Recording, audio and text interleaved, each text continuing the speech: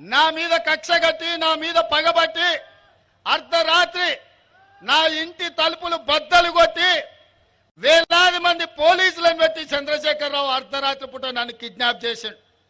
ఆ దెబ్బ కోర్టులో కేసేస్తే కలెక్టర్ అదే విధంగా జిల్లా ఎస్పీ సస్పెండ్ అయ్యారు.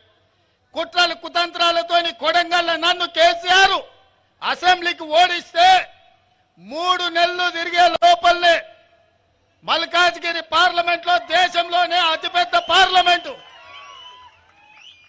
నరేంద్ర మోడీ అమిత్ షా పార్లమెంట్లు కలిపితే ఎన్ని ఓట్లుంటాయో అంతకంటే ఎక్కువ ఓట్లు 35 లక్షల ఓట్లుండే మల్కాజ్గిరి పార్లమెంట్ లో రాహుల్ గాంధీ నన్ను పార్లమెంట్ కు నించోబెట్టాడు. 3000 పోలింగ్ బూతులు ఉన్నాయి. నేను అడిగిన సార్ ఎట్లకెళ్ళి సాధ్యమవుతుంది, ఎక్కడ తిరగాలి 35 లక్షల ఓట్లు ఇదే అని.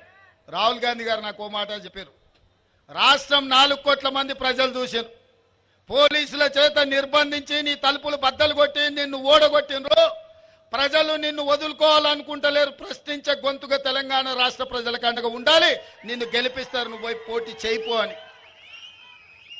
వారు ఆదేశించిండ్రు.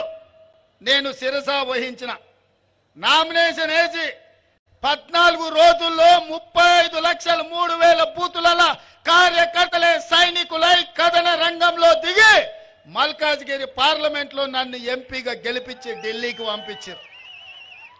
గల్లీ నుంచి ఢిల్లీ వరకు సమస్యల మీద కొట్లాడిన కేంద్ర నాయకత్వం దృష్టిని ఆకర్షించిన ఆ దెబ్బతోనే నాకు పిసిసి అధ్యక్ష పదవి వచ్చింది.